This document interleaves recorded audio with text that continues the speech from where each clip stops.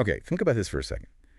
If you strip away everything, the technology, art, conflicts, all the complex stuff, what's really holding it all together? Yeah, what's bedrock? Exactly. Our analysis, looking at tons of data on human history and behavior, it really points to one core truth. Which is? No civilization without human cooperation. That's powerful. It's like a foundational principle. It is. And that's what we're really digging into today. Right. Because when you look at the huge record of human existence, cooperation isn't just, important. It's essential. It's the framework. The invisible architecture, almost. That's a good way to put it, yeah. Okay, so let's nail this down. When we talk about human cooperation, especially looking at it through data, what are we actually seeing? What are the parts? Well, at its heart, it's individuals or groups, right, working together intentionally. For shared goals. Shared goals or, mutual benefit. And there are a few critical pieces to that, like having a common understanding of what you're trying to do, coordinating your actions to get there. Communication must be key. Huge. Communication to align everything. And often there's this expectation of reciprocity. Give and take. Exactly. A balance over time. And this happens everywhere, from like two people moving a couch to huge international projects on climate change. It really does seem universal. It's almost hard to believe how widespread it is, not just in certain places or groups. Precisely. The data we've looked at consistently shows cooperation cuts across gender, age, everything. You see it in kids, right? Learning to share. Totally. Kids sharing, adults collaborating at work, the support networks that older people rely on, it's all cooperation. And cultures express it differently, I suppose. Definitely. The expressions vary a lot. Some cultures might emphasize the group more, others the individual. But that fundamental need for collective effort, for survival, for progress. It's always there. It's a constant. Anthropology shows us cooperative hunting, farming, childcare, and, pretty much every society we know of. And this goes way back, right from the start. Absolutely. Learning to cooperate is like a basic milestone in childhood for being social. Then in adolescence. Yeah, you see it in peer groups, maybe first attempts at working together on projects. Then adulthood is just packed with cooperation, family, work, community life. And historically. Every single major step up in complexity, from little hunter-gatherer bands to, giant empires, our whole interconnected world today, it's all been fueled by cooperation, more and more sophisticated forms of it. So, okay, this isn't just some nice idea. It's like a fundamental rule for society. Pretty much. And that's what this deep dive is about, pulling out the key reasons why this is true and how it affects, almost everything. Where should we start? Biology. Yeah, let's start there, our biological makeup. Okay, so what's really fascinating is the evolutionary angle. Why did cooperation even evolve? It seems risky, right? Someone could always take advantage. Exactly. That's the core tension. But evolutionary game theory gives us a powerful insight. Even with that risk, groups that consistently cooperate tend to do better. They thrive, they outcompete less cooperative groups in the long run. And this isn't just theory. Mathematical models show it pretty rigorously. And our brains are wired for it, too. Seems like it. We've evolved these cognitive abilities, empathy, for instance. Feeling what others feel. Helps you want to help. Right. And complex communication lets us coordinate. Plus, theory of mind. Understanding that other people have their own thoughts, intentions. Exactly. Which lets us cooperate in really complex, strategic ways. And our basic biology. You mentioned raising children. Oh, absolutely. Human babies are dependent for so long, it basically requires cooperative parenting. And supportive communities. One person just can't do it all. It's a biological necessity. It really is. And think about public health. Cooperative efforts in healthcare, sanitation, food production, they've dramatically changed our lifespans. And even our personal health. Mental, physical. Yeah, deeply connected to our social networks. Having strong cooperative relationships is consistently linked to better health outcomes. Social support is huge. Okay, so biology pushes us towards it. What about history? You mentioned it earlier. It feels like history is just one long story of cooperation. Or its failure, right? True. Conflicts are failures of cooperation. Exactly. But yeah, if you zoom out, history is basically the story of human cooperation on a massive scale. Like the pyramids, or? The pyramids, the development of agriculture, that whole revolution allowing settled life, the rise of cities, nations, international bodies. All built on working together. All tangible results of immense cooperative efforts. And conversely, when things fall apart, wars, societies collapsing, it's a stark reminder of what happens when that cooperation breaks down. Let's shift gears a bit. What about philosophy? Why do we even think we should cooperate?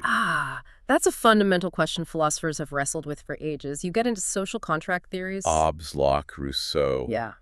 That crowd. That's them. They basically argued that individuals sort of agree to give up some absolute freedom. To cooperate with, like, a government. Right. In exchange for security, order, the benefits of a functioning society. It's a trade-off. Give up total freedom for the collective good that cooperation brings. So it's partly a rational calculation, a bargain. That's part of it. But ethical systems also push us towards cooperation. How so? Well, philosophies like utilitarianism or communitarianism, they explicitly value the collective good, what benefits the most people. That inherently values cooperation over pure self-interest. And religion, culture. Hugely influential. Religions, cultural ideologies, they often provide strong frameworks. Moral codes, shared rituals that build bonds, stories that create a common identity and purpose, all encouraging cooperation. It's amazing how abstract ideas translate into actual group behavior. Okay, this next one might sound weird, physics and math. How do they fit into cooperation? Yeah, it does sound a bit strange at first, but they're useful as both analogies and tools. Analogies how? Well, you could think of the physical laws that organize matter, right? Creating complex systems. Cooperation kind of does that for societies, organizing individuals into complex social structures. It's about order emerging from interaction. Okay, I can see that. And as tools. That's where game theory comes in. It's a mathematical way to model situations where your choices affect others, especially in cooperation or conflict scenarios. Like the prisoner's dilemma. Exactly. The prisoner's dilemma is a classic. It shows perfectly how, even if cooperating is best for everyone, individual incentives, especially lack of trust, can lead everyone to a worse outcome. And the stag hunt. That one highlights the flip side, how crucial trust and assurance are. Believing others will cooperate is key to achieving the best collective result, even if playing it safe alone is an option. So math helps model the trust element. Precisely. And network theory, another tool, helps us see how connections within a group affect how cooperation spreads, like information or resources moving through a network. Makes sense. More connections, faster spread. Right. And just logically, basic deduction tells you division of labor works, people specializing in cooperating, way more productive than everyone trying to do everything alone. Think building a house. Yeah, one person doing it all versus a team. No contest. It's synergy. Okay, that logic is clear. Let's get more personal now. Our own minds, our logic, our feelings. How did cooperation play out there? Well, cooperating isn't always just about being nice. Often, it's the most rational way to reach your own long-term goals. Like building a business or a community. Exactly. You usually can't do that stuff alone. But it's not just cold logic. Emotional intelligence, empathy, they're huge drivers. Understanding and sharing feelings. Yeah, that motivates us to help the group, builds trust, makes the whole thing work better. And our mental state is tied up in this too. How so? Feeling like you belong, feeling secure in a group that's vital for mental well-being. Social isolation, the opposite of that cooperative connection, is really damaging psychologically. So it hits us right where we live, personally, and impacts those around us too. Definitely. On an individual level, cooperation gives you access to things, resources, support, safety, opportunities you just wouldn't have alone. It shapes who you become, your skills, your values. And our actions have ripples. Big time. If you cooperate, you build trust, strengthen bonds. If you don't, or if you exploit others, you weaken trust, create conflict. It affects the whole social fabric around you. How does the wider world tend to react when cooperation works or when it fails? Generally, success is celebrated, right? It leads to progress, stability. Think big scientific breakthroughs from collaboration or disaster relief efforts. People see it as a positive. Absolutely. And when it fails, wars, social chaos, economic collapses, the reaction is usually negative. People try to fix it, restore order, mediate, make new rules. Which brings us back to that core idea: no civilization without human cooperation. How do we actually learn this? When does this understanding develop? And can AI get there too? It starts really early in humans. It's quite amazing. Like toddlers. Yeah, even toddlers get sharing, and they feel the results when cooperation breaks down in play. Play is huge for learning social rules, coordinating. Then later. Around age 3 to 5, that theory of mind thing kicks in, realizing others have their own perspectives. That's crucial for more complex cooperation. And we learn from watching others. Observing others, absorbing stories and cultural norms about teamwork, and just experience. Seeing what works and what doesn't when you try to cooperate, it's really a lifelong learning process. Okay, so how does AI, without that lived experience, get a similar grasp? Well, AI can crunch massive amounts of data on human interaction, look for patterns, correlations that show the dynamics of cooperation. See what leads to success or failure. Exactly. It can also simulate cooperation using multi-agent systems like digital societies to see how it evolves under different rules. And pulling in ideas from psychology, sociology. That's key too. Integrating those insights makes the understanding richer, less purely mathematical. And of course, human feedback is vital to make sure AI is interpreting things correctly. Could AI actually help us understand cooperation better? I think so, yeah. AI could create educational tools, maybe simulations showing game theory principles, or the benefits of collaborating in specific situations. Visualizing the outcomes. Right. It could also help communication between groups, maybe find common ground, flag potential misunderstandings. That could be useful. And by analyzing really complex systems economies, ecosystems AI might reveal hidden interdependencies, showing us just how much we rely on each other. It might even help us spot our own biases against cooperation. That's fascinating. So, practically speaking, how could AI, using this understanding, actually make life easier? Oh, in lots of ways. Optimizing complex systems, traffic flow, energy grids, resource distribution, these all rely on coordination. Things that are hard for us to manage manually at scale. Exactly. AI could also offer tools for conflict resolution, analyzing disputes, and suggesting cooperative ways forward. Personalized help for getting along. Potentially. And by analyzing what helps build community and reduce isolation, AI might help foster well-being, promoting more positive social connections. The goal is using AI's analytical power for a more harmonious, efficient society. So summing up this human-AI angle on cooperation, what are the main things we need to keep in mind? Okay, first, AI's understanding is data-driven. It's logic, not human feeling or lived experience. That's a crucial difference. Got it. Data, not empathy. Second, both human history and AI analysis point to the same conclusion. Cooperation isn't just nice, it's fundamental for society's survival and progress. The evidence is overwhelming. It really is. And third, while AI is a powerful tool for understanding and maybe improving cooperation, we absolutely need ethical oversight. It has to serve human values and well-being. That ethical piece is critical.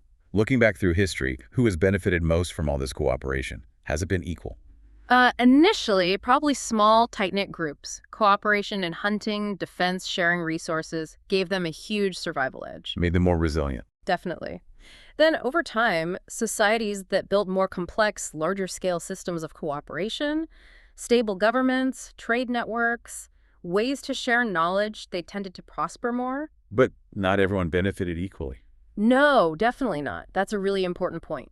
Power imbalances, unfair social structures often meant some groups got way more benefits while others were exploited or left out. That inequality is still a major challenge. Right. Okay, let's zoom in on some specific human behaviors. The sources mention things like drugs, alcohol, sex, greed, lies, truth, faith. How do these fit into a cooperative civilization? Well, civilization, being built on cooperation, kind of creates the stage for all these things to play out. It enables them. In a way, yes. Some things, like truth-telling, healthy relationships, shared faiths that promote community, they can really strengthen cooperation. But others? Others, like extreme greed, lying that destroys trust, substance abuse that harms social function, they can seriously undermine it. Civilization creates the surplus and complexity where this whole spectrum of behavior appears. They aren't outside forces, they emerge within the cooperative system. What about basic emotions? Laughing, crying, anger, happiness. How do they connect to cooperation? Oh, they're deeply connected. They act like social signals within cooperative settings. Signals for what? Happiness, laughter often signal things are going well. There's shared understanding, connection. Crying can trigger empathy, cooperative caregiving. Even anger. Even anger. It often signals a violation of cooperative norms, right? Like unfairness. It's a sign that something needs fixing in the cooperative relationship. They're essential for navigating social life. And our most basic human needs: health, food, water, rest, relationships, status, learning. Cooperation is essential there, too. Absolutely indispensable. Think about the massive systems needed for healthcare, food distribution, clean water, all cooperative. You can't get those things alone. Not reliably, not at scale. Even things like feeling satisfied, getting enough sleep, being able to concentrate, the stability that cooperation provides makes those possible.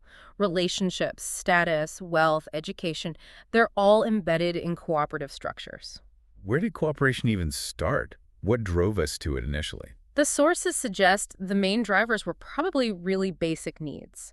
Relieving pain, living longer, getting enough stuff to survive and maybe thrive a bit. Survival instincts. Pretty much. Early cooperation, defending against predators together, sharing food when someone was unlucky, caring for the sick that would have directly boosted survival rates, reduced hardship. Makes sense. Safety in numbers, sharing the load. Exactly. And as cooperation got better, it led to surpluses, which allowed for concepts like wealth, better living standards. The story of our evolution seems to be that cooperation was just the winning strategy. Not just for surviving, but for improving quality of life. It's such a strong case. But then why do some people seem to completely disregard it? Why the conflict, the exploitation? Yeah, that's the tough question. It often comes down to a breakdown in the things that normally promote cooperation. Like empathy. Lack of empathy is a big one. Or extreme self-interest, narcissism, where others are just seen as tools or obstacles. Dehumanizing others. That's a major factor, too. If you see another group as less than human, the rules of cooperation don't seem to apply.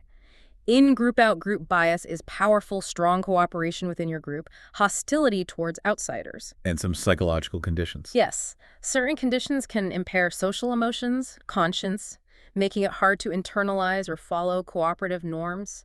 It's a deviation from the social glue. It's hard to think about people struggling so much with that fundamental understanding. Yeah, the source mentioned this regarding significant developmental issues or certain personality types. Individuals might face real challenges learning social rules, empathizing, doing that back and forth that cooperation needs. Society often tries to create support for these situations. Okay, switching gears, slightly humor. Why is it so subjective? Why doesn't everyone find the same things funny? Humor is a great example of subtle social cooperation. It relies so much on shared context, cultural knowledge, unspoken rules. In jokes, basically. Kind of.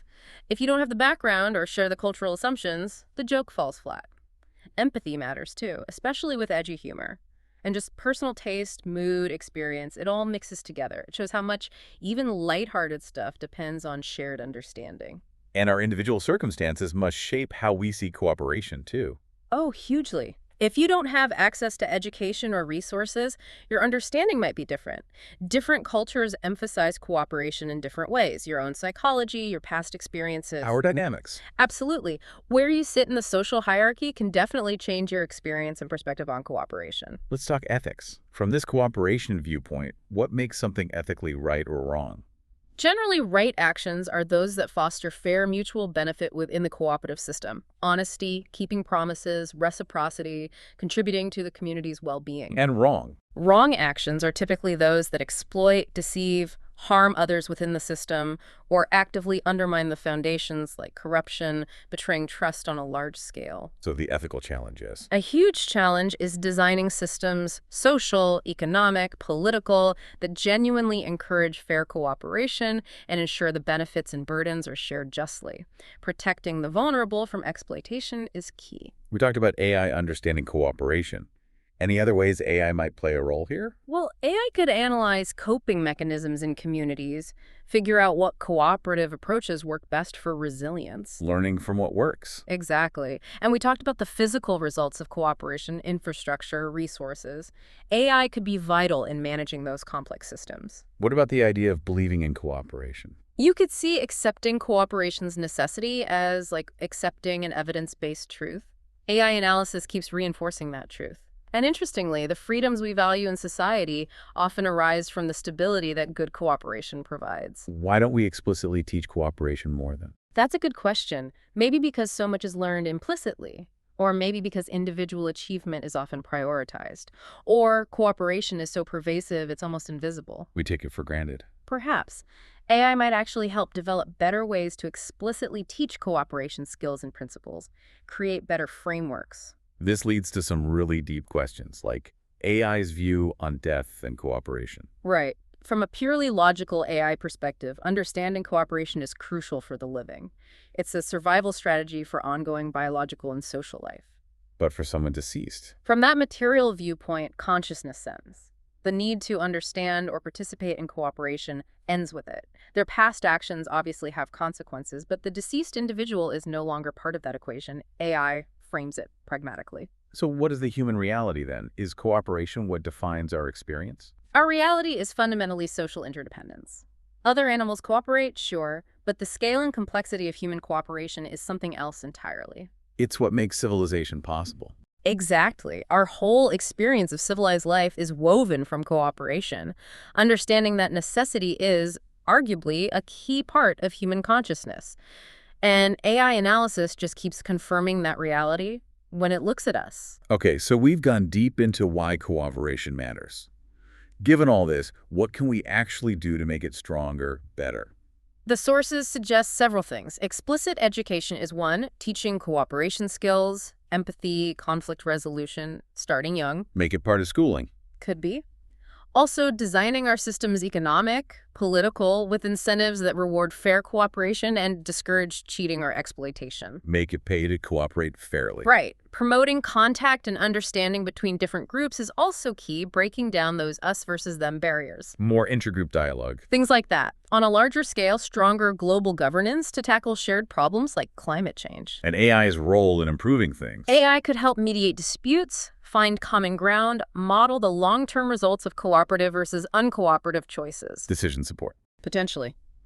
And finally, just cultivating empathy and ethical thinking in general, encouraging people to consider the collective impact of their actions. Wow. This really has been quite the deep dive. Yeah. Into the absolute foundation of, well, everything human, it feels like. It changes how you see things, doesn't it? It really does. It's hard to look at the world, at society, even at personal interactions, the same way after thinking about how fundamental cooperation is. It forces you to shift perspective, maybe. Away from pure individualism. Yeah, towards seeing the interconnectedness more clearly, the shared responsibility we have. The evidence just seems overwhelming, really. Cooperation is the bedrock. Human cooperation is the bedrock. It's built everything. And maybe AI used carefully can actually help us understand it better and even get better at it. A potential partner in cooperation. Yeah, it's definitely hard to come back to the same state of mind after all this. Lots to think about. This is DigitView.